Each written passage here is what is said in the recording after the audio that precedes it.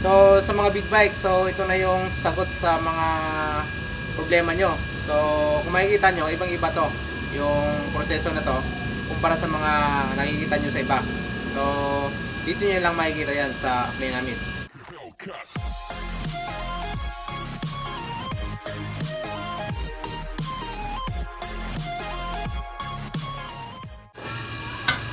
So, good din mga ka-Dynamis. So, may gagawin tayo ngayon big bike na mags.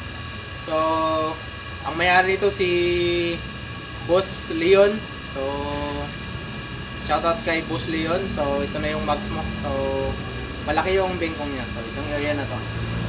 So, ngayon mga ka-Dynamis, ipapakita ko sa inyo yung bagong proseso ng pagre-repair ng mags ng pang big bike. Itong process na ginawa ko mga ka-Dynamis is dito pa lang to, apply namin. So, ginawa ko tong equipment na to at yung mga attachment na to para makagawa ko ng mas quality at mas garantisadong pag-repair ng mga Mac. So, pakita ko muna sa inyo yung bago natin gawin. So, yung problema niya, okay? So, ito yung pinaka-bingkong niya. So, malalim siya. Kapag inikot natin, so, malalim yung lubang. Pag dito naman tayo sa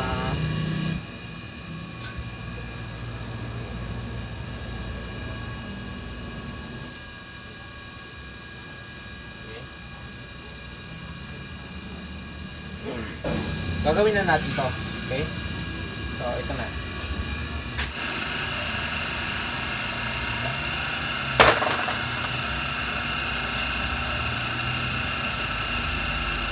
So, pag ganito kalaki yung pinaka bingkong niya, kailangan initan yan. Pag hindi yan initan kasi, mabibiyak yan. So, kahit sa ibang bansa iniinitan, pero dapat sinusukat yung init. May sukat dapat yung tamang init, okay?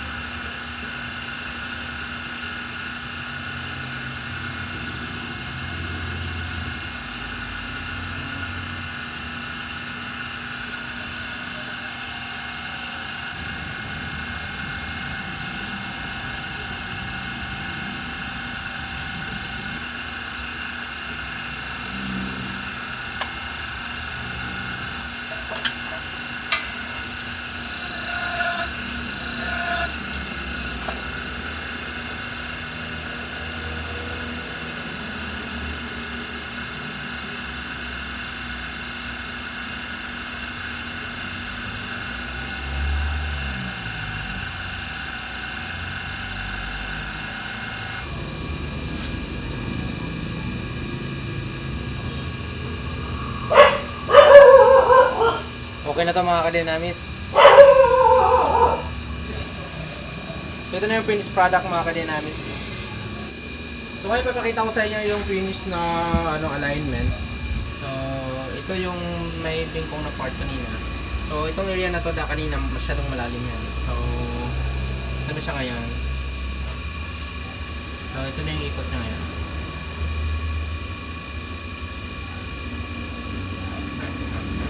Okay. So pantay na siya. Paikot. Okay. So paikot natin siya. So ganyan siya. Pantay na. Pino na yung ikot niya.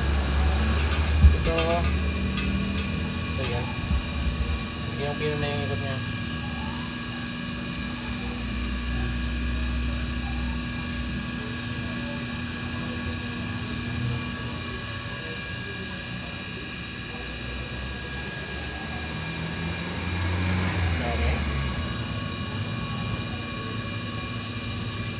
So, yan yung gawa ng Dynamis. Okay? So, dito na magtatapos yung ating pag-align. Malaki yung pagkakabingkong at nagawa natin ng maayos. Okay? So, sa mga gusto magpagawa dyan ng mga mugs ng big bike.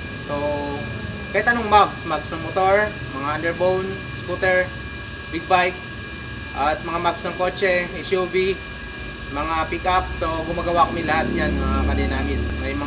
Kahit may mga giwang bengkong, may mga crack. So, ginagawa po ng shop natin yan at nagagawa po natin ng maayos. So, sa mga big bike, so ito na yung sagot sa mga problema nyo. So, sa mga bago pa lang sa ating channel, huwag kalimutang mag-subscribe. At sa mga nakapag-subscribe na, maraming salamat sa mga support nyo, mga ka-Dynamis. At huwag kalimutang mag-share sa mga kaibigan natin na hindi pa nakakaalam na may maayos gumawa ng mugs. Ito yung solusyon sa Dynamis yan. Mag-comment lang kayo sa baba mga ka-Dynamis at sisiguraduhan namin, utin namin yung mga katanungan nyo o mga inquiry nyo dyan. At pwede rin kayong mag-message sa aming Facebook account namin sa Dynamis. So, maraming salamat sa panonood mga ka-Dynamis. Okay? Bye bye.